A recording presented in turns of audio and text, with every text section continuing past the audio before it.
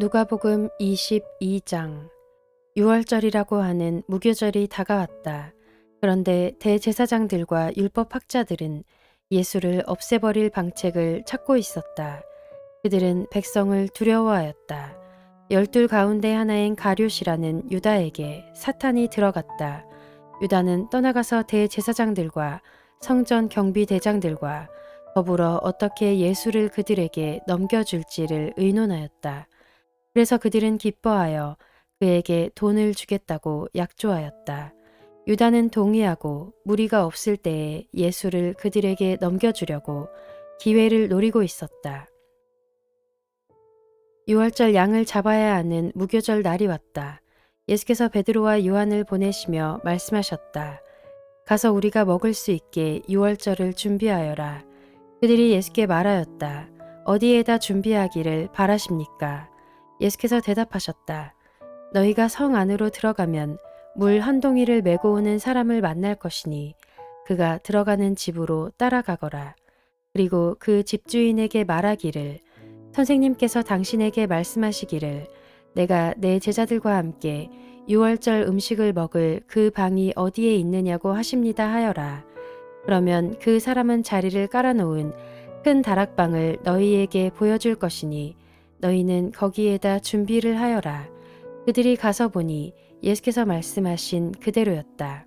그리하여 그들은 유월절을 준비하였다. 시간이 되어서 예수께서 자리에 앉으시니 사도들도 그와 함께 앉았다. 예수께서 그들에게 말씀하셨다. 내가 고난을 당하기 전에 너희와 함께 이 유월절 음식을 먹기를 참으로 간절히 바랬다. 내가 너희에게 말한다. 유월절이 하나님의 나라에서 이루어질 때까지 나는 다시는 유월절 음식을 먹지 않을 것이다. 그리고 잔을 받아서 감사를 드리신 다음에 말씀하셨다. 이것을 받아서 함께 나누어 마셔라. 내가 너희에게 말한다. 나는 이제부터 하나님의 나라가 올 때까지 포도나무 열매에서 난 것을 절대로 마시지 않을 것이다. 예수께서는 또 빵을 들어서 감사를 드리신 다음에 떼어서 그들에게 주시고 말씀하셨다. 이것은 너희를 위하여 주는 내 몸이다. 이것을 행하여 나를 기억하여라. 그리고 저녁을 먹은 뒤에 잔을 그와 같이 하시고서 말씀하셨다. 이 잔은 너희를 위하여 흘리는 내 피로 세우는 새 언약이다. 그러나 보아라, 나를 넘겨줄 사람의 손이 나와 함께 상 위에 있다. 인자는 하나님께서 정하신 대로 가지만 인자를 넘겨주는 그 사람에게는 화가 있다. 그들은 자기들 가운데 이런 일을 할 사람이 누구일까 하고 자기들끼리 서로 물었다. 제자들 가운데서 누구를 가장 큰 사람으로 칠 것이냐는 물음을 놓고 그들 사이에 말다툼이 벌어졌다. 예수께서 그들에게 말씀하셨다. 뭇 민족들의 왕들은 백성들 위에 군림한다. 그리고 백성들에게 권세를 부리는 자들은 은인으로 행세한다. 그러나 너희는 그렇지 않다.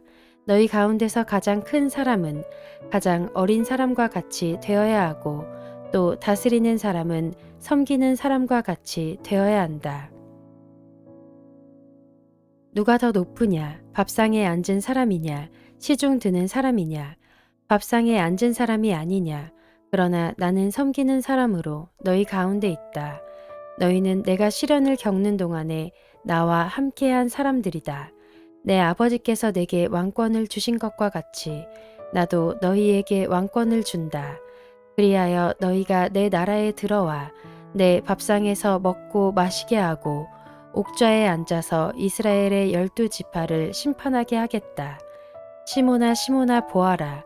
사탄이 밀처럼 너희를 체질하려고 너희를 소나기에 넣기를 요구하였다.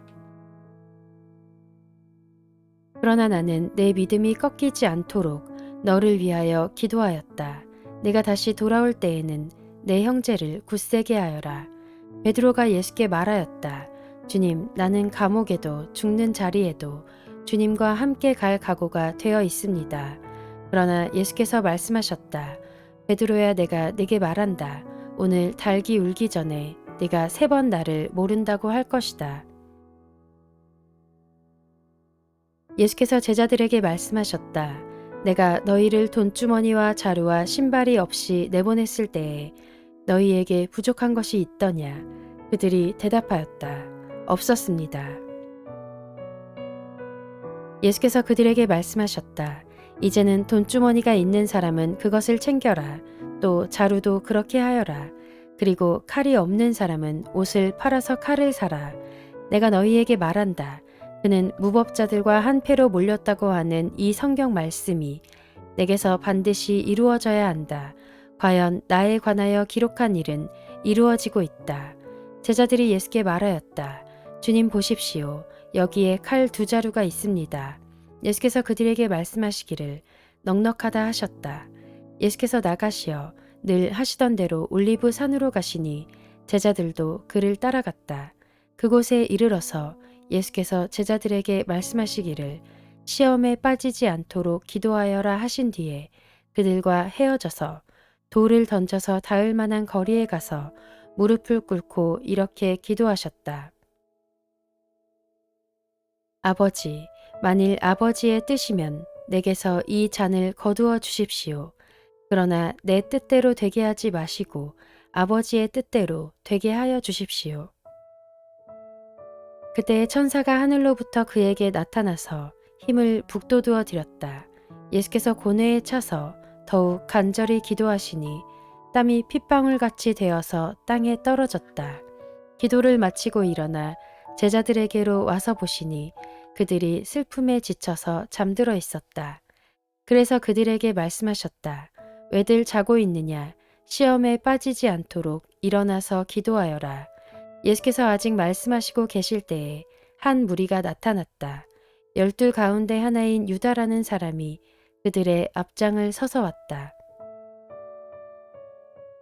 그는 예수께 입을 맞추려고 가까이 왔다. 예수께서 그에게 말씀하셨다.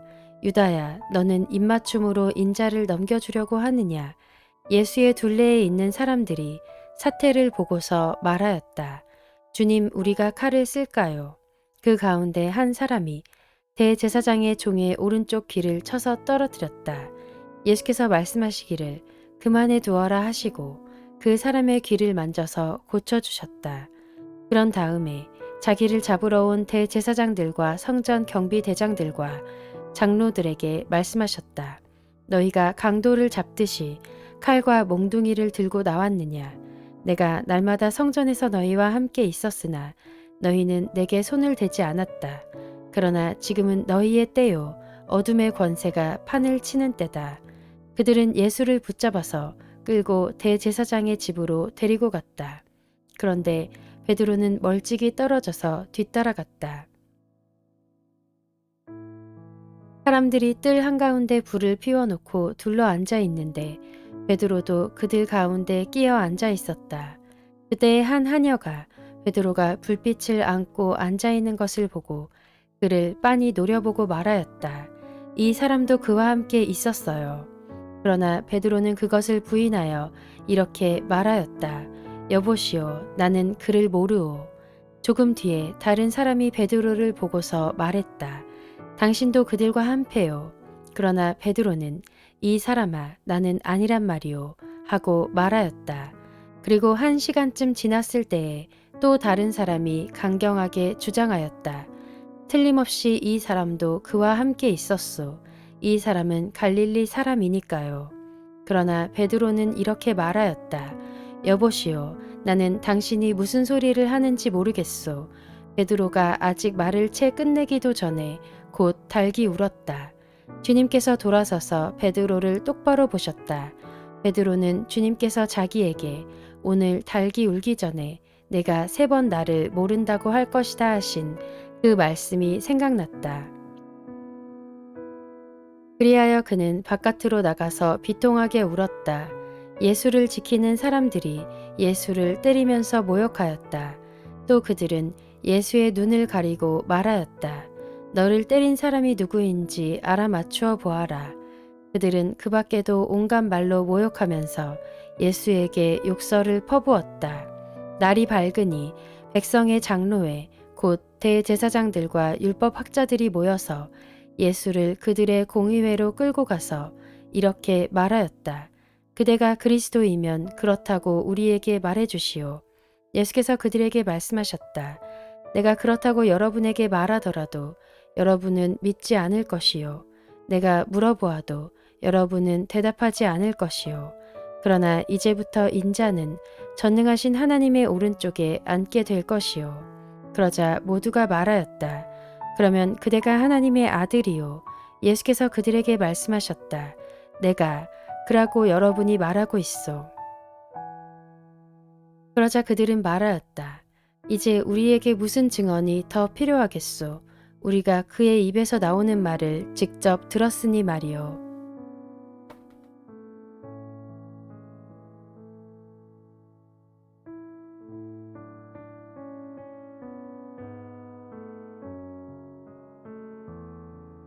누가복음 23장. 그들 온 무리가 일어나서 예수를 빌라도 앞으로 끌고 갔다. 그들이 예수를 고발하여 말하기를 우리가 보니 이 사람은 우리 민족을 오도하고 황제에게 세금 바치는 것을 반대하고 자칭 그리스도 곧 왕이라고 하였습니다. 그래서 빌라도가 예수께 물었다. 당신이 유대인의 왕이요?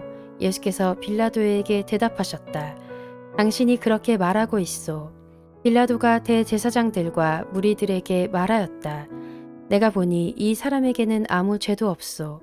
그러나 그들은 이렇게 주장하였다. 그 사람은 갈릴리에서 시작해서 여기에 이르기까지 온 유대를 누비면서 가르치며 백성을 선동하고 있습니다. 빌라도가 이 말을 듣고서 물었다. 이 사람이 갈릴리 사람이요. 그는 예수가 헤롯의 관할에 속한 것을 알고서 예수를 헤롯에게 보냈는데 마침 그때에 헤롯이 예루살렘에 있었다. 헤롯은 예수를 보고 매우 기뻐하였다. 그는 예수의 소문을 들었으므로 오래전부터 예수를 보고자 하였고 또 그는 예수가 어떤 기적을 일으키는 것을 보고 싶어 하였다. 그래서 그는 예수께 여러 말로 물어보았다. 그러나 예수께서는 그에게 아무 대답도 하지 않으셨다. 그런데 대제사장들과 율법학자들이 곁에 서 있다가 예수를 맹렬하게 고발하였다. 헤롯은 자기 호위병들과 함께 예수를 모욕하고 조롱하였다. 그런 다음에 예수에게 화려한 옷을 입혀서 빌라도에게 도로 보냈다. 헤롯과 빌라도가 전에는 서로 원수였으나 바로 그날에 서로 친구가 되었다. 빌라도는 대제사장들과 지도자들과 백성을 불러 모아 놓고서 그들에게 말하였다. 그대들은 이 사람이 백성을 오도한다고 하여 내게로 끌고 왔으나 보다시피 내가 그대들 앞에서 친히 신문하여 보았지만 그대들이 고발한 것과 같은 죄목은 아무것도 이 사람에게서 찾지 못하였소. 헤롯도 또한 그것을 찾지 못하고 그를 우리에게 돌려보낸 것이요. 이 사람은 사형을 받을 만한 일을 하나도 저지르지 않았소. 그러므로 나는 이 사람을 매질이나 하고 놓아주겠소. 그러나 그들이 일체히 소리질러 말하였다. 이 자를 없애고 바라바를 우리에게 놓아주시오. 바라바는 그 성 안에서 일어난 폭동과 살인 때문에 감옥에 갇힌 사람이다.